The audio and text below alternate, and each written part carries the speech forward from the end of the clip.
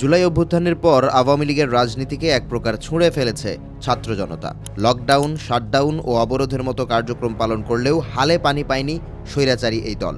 মুখে মাস্ক পরে আওয়ামী লীগ কর্মীদের আগুন সন্ত্রাসের ভিডিও এখন সামাজিক যোগাযোগ মাধ্যমে ভাইরাল। দেশে পরিস্থিতি যখন এমন, ঠিক তখন আরব উপসাগরের তীরে চলছে আওয়ামী লীগকে পুনর্বাসনের ষড়যন্ত্র। সম্প্রতি নর্থ ইস্ট নিউজে উঠে এসেছে এই তথ্য, যেখানে উল্লেখ করা হয় গেল মাসের শেষ দিকে বাংলাদেশ ও ভারতের নিরাপত্তা উপদেষ্টার সঙ্গে বৈঠক করেন কাতারের সাবেক নিরাপত্তা উপদেষ্টা। 25 নভেম্বর কাতারের রাজধানী দোহার উদ্দেশ্যে কাতার এয়ারওয়েজের ফ্লাইটে রওনা দেন বাংলাদেশের জাতীয় নিরাপত্তা উপদেষ্টা খলিলুর রহমান। রাজধানীতে অবতরণের পর ভারতের শীর্ষ কর্মকর্তার সঙ্গে বৈঠক করেন তিনি, যেখানে বেশ কিছু সংবেদনশীল বিষয়ে সমঝোতার কথা জানিয়েছে নর্থ ইস্ট নিউজের সূত্র। সংবেদনশীল বিষয়গুলোর মধ্যে ছিল ক্ষমতাচ্যুত সাবেক প্রধানমন্ত্রী শেখ হাসিনার ভাগ্য নির্ধারণ, জাতীয় নির্বাচন ও ডক্টর ইউনূস নেতৃত্বাধীন সরকারের সময়সীমা। তবে মূল ফোকাস ছিল নির্বাচনে আওয়ামী লীগের অংশগ্রহণ নিশ্চিতকরণ।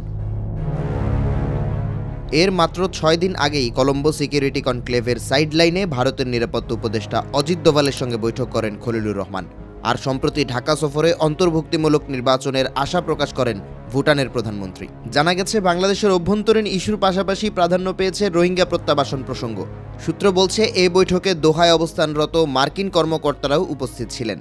26 নভেম্বর সকালের মধ্যে ভারতীয় কর্মকর্তারা কাতার ছেড়ে গেলেও উপসাগরীয় দেশটিতেই আরও কয়েকদিন ছিলেন খলিলুর রহমান।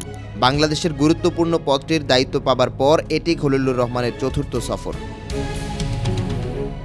কাতারের এই বৈঠকে মধ্যস্থতার কাজটি করেন দেশটির সাবেক জাতীয় নিরাপত্তা উপদেষ্টা মোহাম্মদ আল খুলাইফি, যা আন্তর্জাতিক অঙ্গনে আলোচনার জন্ম দিয়েছে। 2004 সালে দেশটির গোয়েন্দা সংস্থায় কাজ শুরু করেন তিনি। ধীরে ধীরে সফলতার সিঁড়ি বেয়ে 2018 সালে নেন ন্যাশনাল সিকিউরিটি অ্যাডভাইজারের দায়িত্ব। মার্কিনদের সঙ্গে ঘনিষ্ঠতার স্বীকৃতিস্বরূপ 2024 সালে খুলাইফিকে জর্জ টেনেট পুরস্কার প্রদান করে যুক্তরাষ্ট্র। জানা যায়, শেখ হাসিনাকে তৃতীয় কোনো দেশে আশ্রয় দেওয়ার বিষয়ে আলোচনা করেছে ভারত। তালিকায় রয়েছে দক্ষিণ প্রশান্ত মহাসাগরীয় দেশ ফিজি ও ভারত মহাসাগরের দ্বীপরাষ্ট্র মরিশাস।